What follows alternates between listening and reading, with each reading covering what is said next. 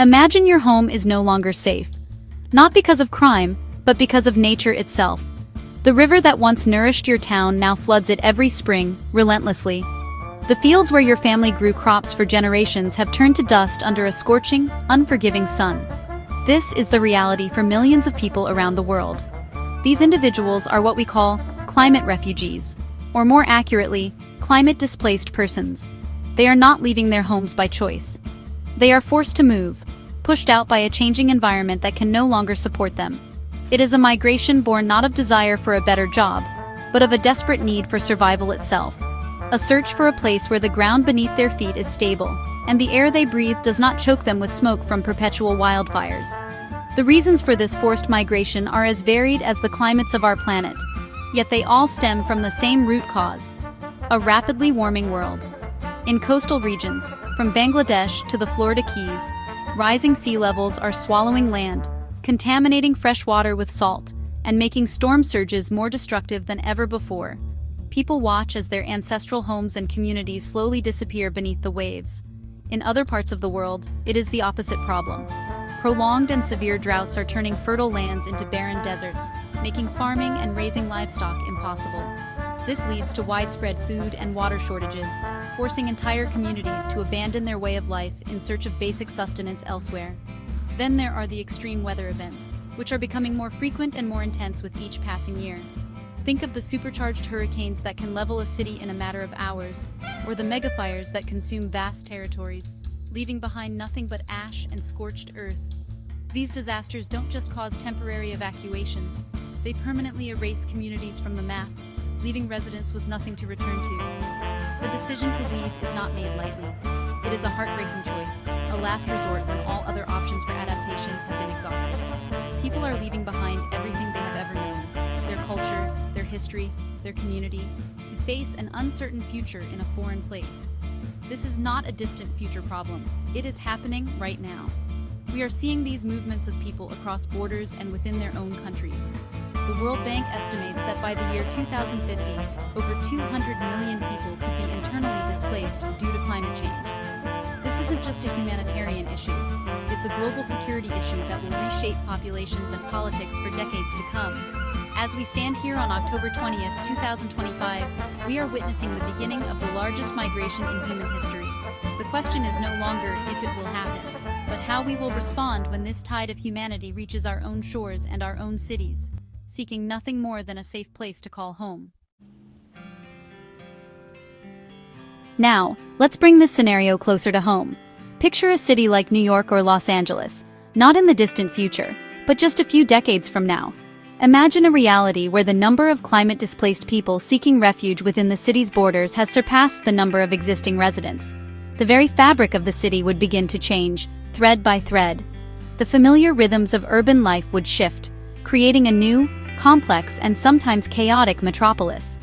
The skyline might look the same from a distance, but on the ground, the city would be fundamentally transformed. Every street corner, every park, every subway car would reflect this profound demographic revolution. It would be a city of a million stories, many of which began with loss and the search for safety. The physical landscape of the city would have to adapt dramatically to accommodate this massive influx of new residents. Housing would be the most immediate and pressing challenge. We might see the rise of innovative, high-density housing projects, perhaps modular apartment complexes that can be constructed quickly and efficiently. Parks and public spaces might be repurposed, at least temporarily, to house reception centers and shelters. Infrastructure, already strained in many American cities, would be pushed to its absolute limit. Water systems, power grids, and public transportation would need to be radically expanded and reinforced to support a population that has potentially doubled in size. The city would become a living laboratory for urban planning and crisis management on a scale never seen before. Socially, the city would become a mosaic of countless cultures, languages, and traditions. Neighborhoods would no longer be defined by a single dominant ethnic or cultural group. Instead, they would become vibrant, eclectic mixes of people from all over the world, brought together by the shared experience of displacement. A single city block could be home to families from a submerged Pacific island, farmers from a drought-stricken region of Central America, and former residents of a fire-ravaged corner of California.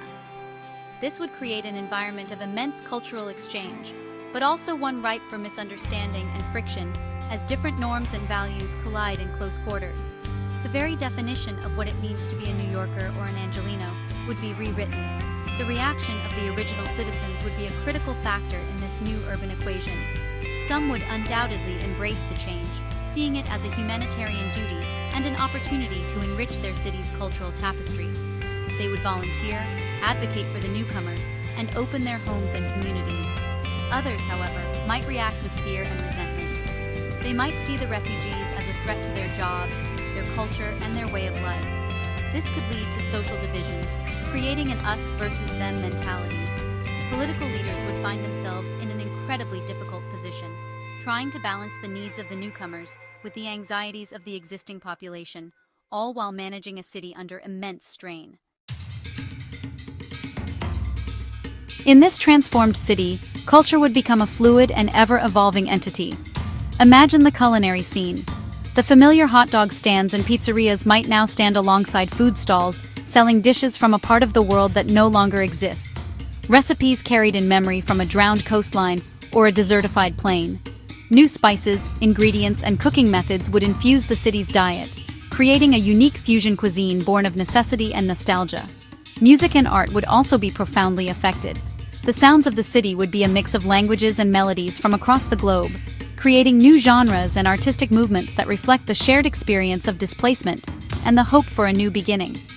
This cultural blending could be a powerful force for unity, a way for people to connect and understand each other on a human level.